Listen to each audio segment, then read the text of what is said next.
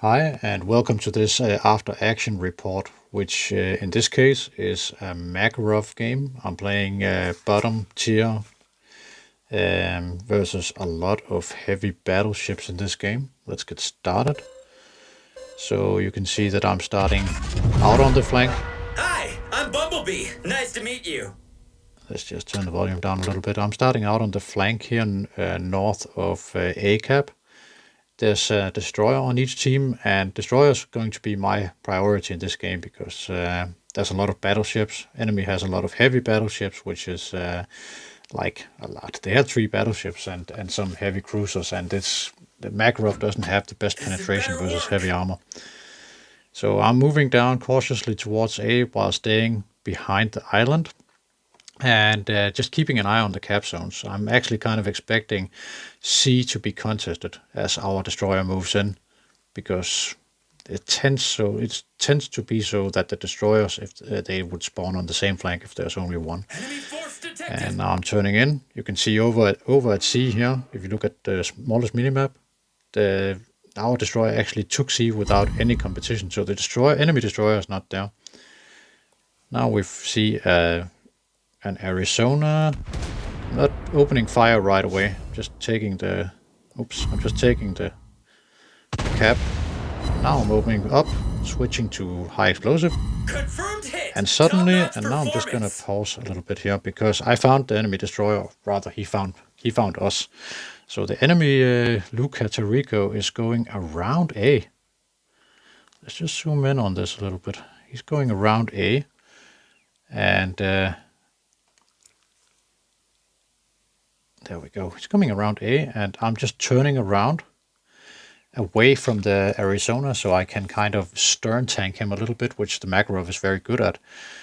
And I just loaded high explosive. That's lovely because, of course, I should be using armor piercing against an enemy destroyer. At the beginning, it's not like it's a priority, but it's not a super high priority because us 2 guys here, we can fend for ourselves versus the Luca. But notice up here, actually our battleships, they decided to move down. Instead of taking B, they're moving down towards A. So they are prime targets for the Luca, and that makes him more important. But again, something important happens.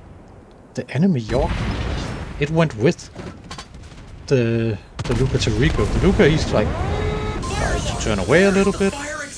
York dumps his torpedoes. He has a considerable amount of torpedoes and some nasty heavy guns that can do bad things to me. So Luca is like going away, York is going away. And let me just update the map here a little bit. So they're both kind of pulling back behind A island, and our battleships kind of ended up here in a little bit of a mess. Let me also just get my own position right. I moved back here a little bit behind A, and you can see that I'm detected. On this captain, I have 6th sense, so I'm detected, but nobody's shooting at me yet. Meanwhile, the enemy team managed to take C and kill our only destroyer, but we just traded basically, so they lost at Brooklyn. So they are down 1 destroyer, 1 cruiser, and we're down 1 destroyer. And yeah, let's get started again. As you can see now, we have like a pretty heavy presence up here at A. 2 battleships and 2 cruisers. Let's get started again. I'm a little bit reluctant to get close to this York because Makarovs have such bad armor. So even though the York is a ship that in many ways undeservedly get a bad rep, it's dangerous to me. And this is funny now because York, he just keeps going south, but the Luca actually came back and he got separated now. He doesn't have his buddy to protect him anymore. So now I'm going for him now, and he's going for our battleship. And you can see now that I'm turning in here a little bit because I want to stay behind A island, so I'm covered from the York's guns. You can see I'm actually hitting the reverse now. I'm covered by the island, so the York can't shoot at me while I deal with the Luca. I'm missing a few shots here and there because he's actually dodging okay. But it's pretty much only going one way for him. He's like getting his last salvo out and mostly misses the battleship. Meanwhile, Hit! Got him good! this York, he's just like running for his life. Arizona didn't move. York is pulling south. He's basically making himself irrelevant. We did it! Way to And go! we have like the Toriko. He went over here and then he just basically died. So yeah, I'm just giving the York a last salvo before I'm turning back, because right now the situation is that enemy York, he's going like really far south. Arizona, he started moving away. So there's not really that much for me to do at A anymore. I need to move to help the team in the other end of the map, and it looks a little bit, you can see over here, like our guy on the opposite flank, he looks a little bit like he could be in trouble. He's alone versus 2 players, and we also have a battleship here in B, which we will find out in a moment. That's an enemy Colorado over here. We have a few ships over here, and we have an ally that's kind of isolated a little bit over here. So I'm going to want to move. I'm going to want to move over in this direction, and ideally I wanted to go straight for B, like this way. But that's not such a good idea because the Colorado is there and he can totally wipe me out with 1 salvo if he wants to. So scratch that plan. We also have the luxury that that our West Virginia here, he's just kind of sitting over here, and he's going to engage the Colorado in a moment.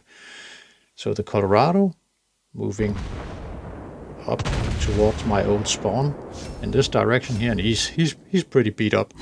So I'm opening up with high explosive because, at this range versus Colorado, it doesn't make that much sense to use AP. I know you can aim bow, but at this distance with dispersion and everything, it just makes more sense to engage with high explosives. So, and I'm actually not going for B now.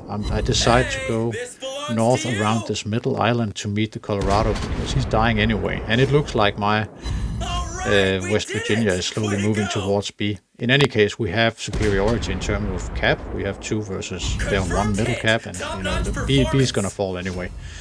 I think all things told, now let's just hit the pause one more time to take quick stock of the situation. All things told, we just wiped out their Colorado. He died up here.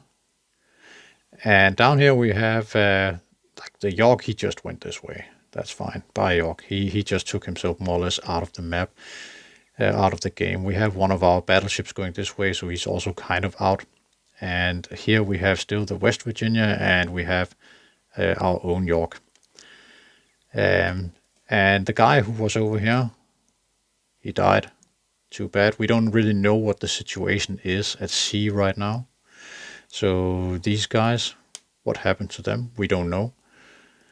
But in any case, we have to push, and we are ahead on points, and I'm feeling quite confident because I still have 2 rep kits. One is just coming out of cooldown now, and I'm almost at full health, so no reason to not be aggressive.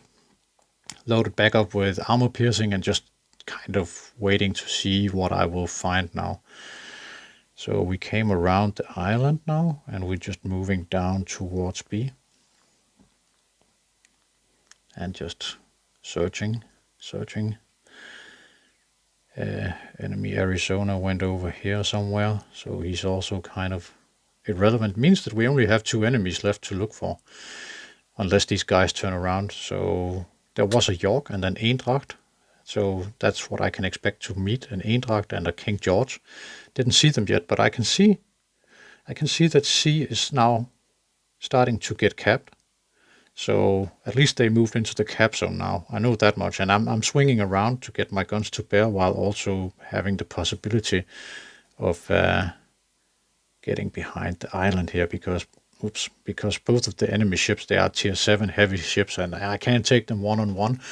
You can see on the little mini-map up here and also down here that like we still have 4 ships, but I'm almost about to isolate myself a little bit while I'm taking B.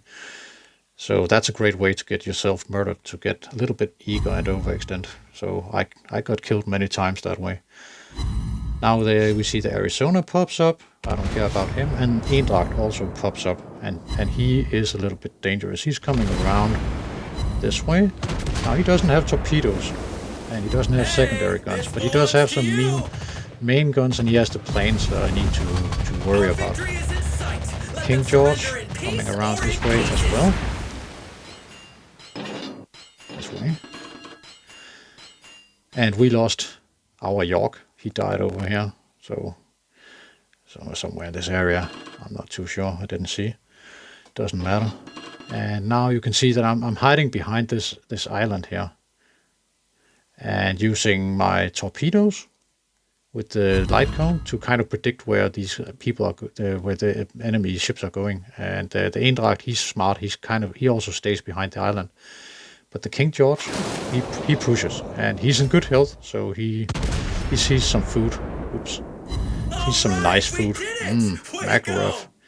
Makarov for dinner. Let's murder this guy, and he doesn't even care to take evasive action. I think actually he's trying to maybe dodge by hitting the brakes, but I still get a fish in, so that's nice. Both of these guys now decide to come around this part of the island, but yeah, time's up. They were too slow. So in any case, I could have outrun them. So it's not such a big deal. So by simply, as you can see, we lost on the number of ships because we actually only had 3 ships left at the end. But it didn't matter because we held 2 of the caps versus their 1 for a long time, so we went on points.